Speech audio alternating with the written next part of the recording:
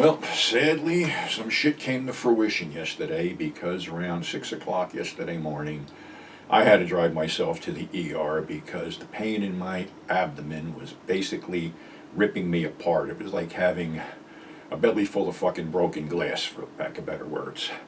So I was in there for 6 hours, had a CAT scan, all kinds of blood work done. They really couldn't find anything causing that problem, but they found a couple other things that I'm not going to get into here. But it seems that the four robotic abdominal surgeries I've had over the past 20 years sort of jumbled my inside, so we're full of scar tissue and shit like that, and every day is a new experience and twinges of pain. So like I said, I don't need to fucking stress anymore, and I'm gonna have to fucking blow certain shit off before it gives me a fucking bleeding ulcer. I'm just not gonna fucking address this shit anymore for the simple reason nobody really fucking cares anyway. People want to support certain shit, go ahead, support it, but you're doing it without me. So anyway, a lot of people on Facebook reached out and asked me how I was and shit like that, and I appreciate it, and I thank you for the well wishes. Being that this is the end of summer, actually, I guess, which to me was a summer that never fucking happened for a lot of reasons, let's tie up the whole Summer of Sleaze thing with one more film. And that film is Dr. Butcher, MD. Now, this was another Aquarius deal. Terry Levine had brought in Cannibal Ferox and retitled it Make Them Die Slowly. And it ran for 10 straight weeks at the Liberty and then kept getting brought back.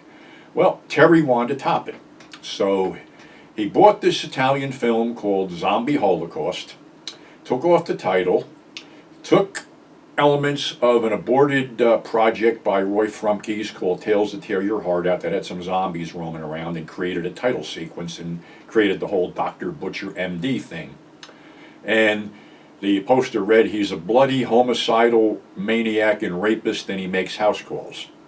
Well, the supposed rape on both Make Them Die Slowly and this one never happened, but rape gets people in the doors, right?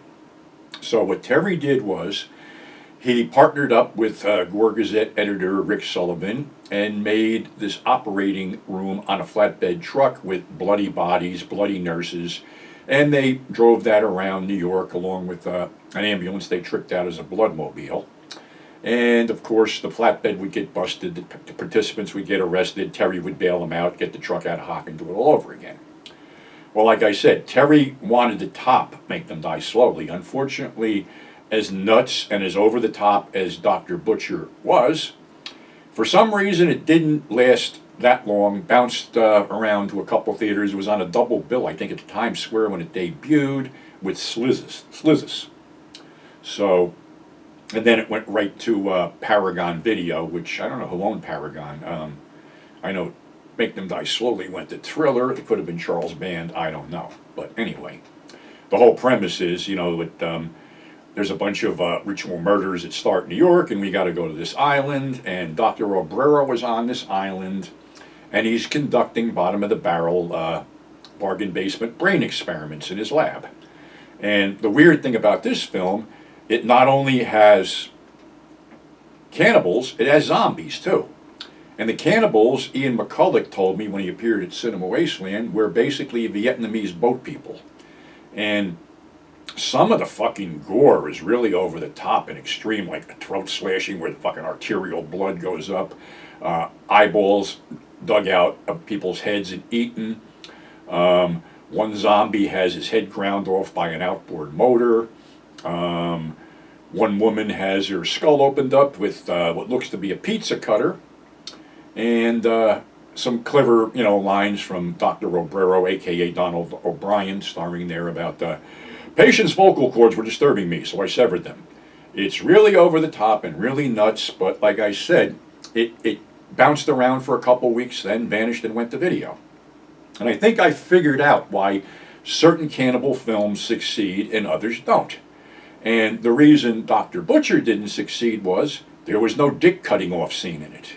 You got to think, Make Them Die Slowly, Slave of the Cannibal God, Eaten Alive, Deep River Savages. All these things, had the old penis whacking trick over there. I guess to make a successful cannibal film, you got to cut somebody's dick off in the process.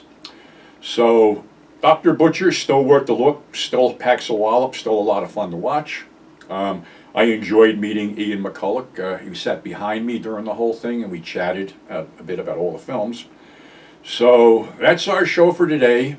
It's Labor Day weekend coming up. Obviously, I'm not going to be doing shit because I got to take it easy for a while.